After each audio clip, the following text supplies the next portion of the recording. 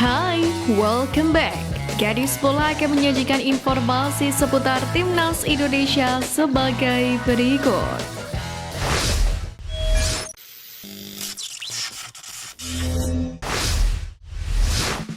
Timnas Indonesia akan menjajal kekuatan Tanzania sebagai persiapan sebelum berjumpa dengan Irak dan Filipina. Awalnya pertandingan ini dikonfirmasi oleh Sumarji tidak masuk poin FIFA. Namun setelah mendekati hari H pertandingan, terdapat perubahan soal kebijakan tersebut. Setelah dikonfirmasi kembali, Sumarji menegaskan bahwa laga uji coba Timnas Indonesia versus Tanzania didaftarkan pada kalender FIFA. Yang mana tentu hasil dari laga uji coba ini berpengaruh kepada poin FIFA dari kedua negara. Adapun level pertandingan yang dimaksud ialah bertaraf FIFA Match A.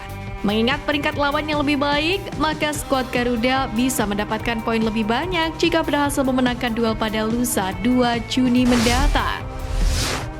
Pelatih Timnas Indonesia Sintayong telah mengambil keputusan. Juru taktik asal Korea Selatan ini mencoret Yang Jae Sayuri dari persiapan putaran kedua kualifikasi Piala Dunia 2026 zona Asia.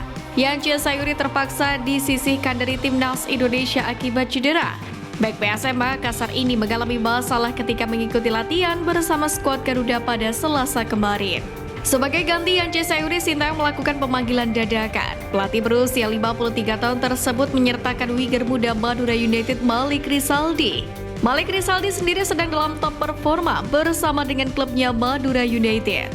Ia mencatatkan 13 gol dan 4 assist dari 35 penampilannya di BRI Liga 1 musim ini. Selain itu, Sintayong juga memanggil kiper Borneo FC Nadeo Argawindata. Pasalnya, stok kiper skuad Garuda untuk putaran kedua kualifikasi Piala Dunia 2026 ini masih menyisakan satu tempat. Timnas Indonesia membuat kejutan. Calvin Verdong bergabung dengan skuad Garuda untuk putaran kedua kualifikasi Piala Dunia 2026 zona Asia. Verdong sendiri merasa bahagia akhirnya bisa bergabung dengan tim Garuda. Ia juga berbicara mengenai cuaca panas di Jakarta. Secara mengejutkan, ia menyukai cuaca panas di kota tersebut. Calvin Verdong pun merasa sangat fit, sebab memang pemain yang berposisi sebagai bek kiri itu menjalani musim yang baik bersama NEC Nijmegen di Belanda. Bahkan, Calvin hampir meraih gelar juara. Sayangnya memang NEC Nijmegen kalah dari Feyenoord di final KNVB Beker. Bek NEC Nijmegen itu pun masih menjalani proses naturalisasi bersama pemain keturunan lain yakni Jens Reven. Namun, naturalisasi Calvin Verdong tengah dipercepat. Pemain berusia 27 tahun itu ditargetkan sudah bisa bermain dengan Timnas Indonesia melawan Filipina pada bulan depan. Pelatih Timnas Indonesia Sintayong terus menggeber para pemain dalam rangka persiapan untuk melakoni laga kualifikasi Piala Dunia 2026 zona Asia. Momen tak biasa pun terjadi saat para pemain Timnas Indonesia mengakhiri sesi latihan perdana beberapa hari yang lalu. Komunitas supporter Indonesia yakni La Grande Indonesia atau LGI melakukan pengawalan terhadap para pemain usai Timnas Indonesia lakoni latihan. Hal itu dikonfirmasi langsung juga oleh Presiden LGI yaitu Unggul Indra. Unggul Indra mengungkapkan momen itu terjadi secara spontanitas dan tak direncanakan. Ia menceritakan kondisi saat itu memang banyak masyarakat yang antusias menonton sesi latihan skuad Garuda. Melihat banyaknya masyarakat yang berkerumun itu, anggota La Grande Indonesia yang turut menonton pun berinisiatif menjadi pagar guna melancarkan jalan para pemain kembali ke bus. Klub Ronaldo Kuateh Bodrumspor resmi promosi ke Liga Super Turki pada Kamis 30 Mei usai mengalahkan Sakaryaspor dalam final playoff promosi ke Superliga dengan skor 3-1, yakni pada Jumat dini hari tadi.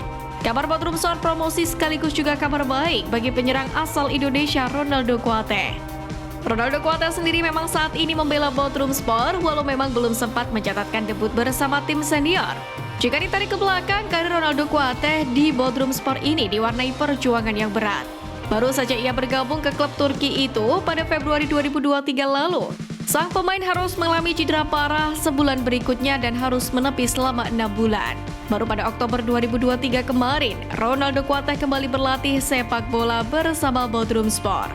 Namun hingga kini ia masih berjuang ke performa terbaiknya untuk menembus tim utama di Bodrumspor. Pemain timnas Indonesia Sandi Ramdhani mendapatkan sorak-sorakan meriah dari para supporter saat mencetak gol dalam mini turnamen di Jakarta International Stadium atau JIS.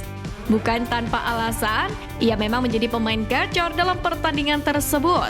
Pemain yang berposisi sebagai gelandang itu mampu membantu lini penyerang saat Sabah FC dalam keadaan tertinggal 0-2 saat di babak kedua.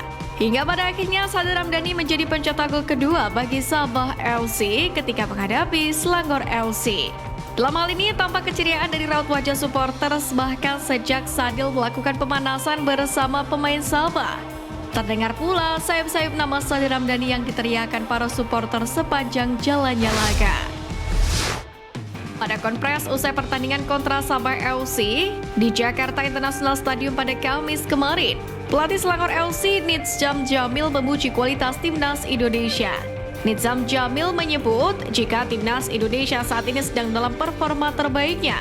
Bahkan, Nazim Jamil pun secara gamblang mengatakan berminat mendatangkan pemain timnas Indonesia jika manajemen menyetujuinya.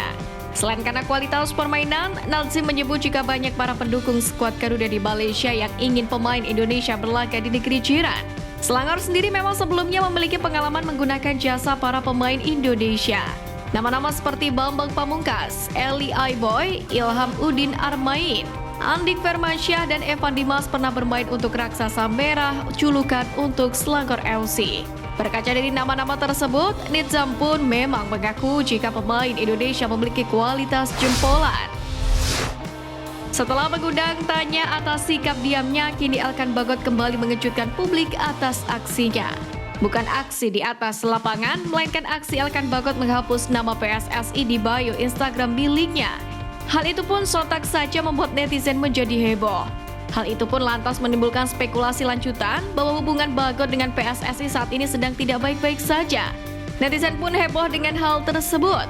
Banyak di antara mereka yang bertanya soal aksi Elkan Bagot menghapus nama PSSI ini.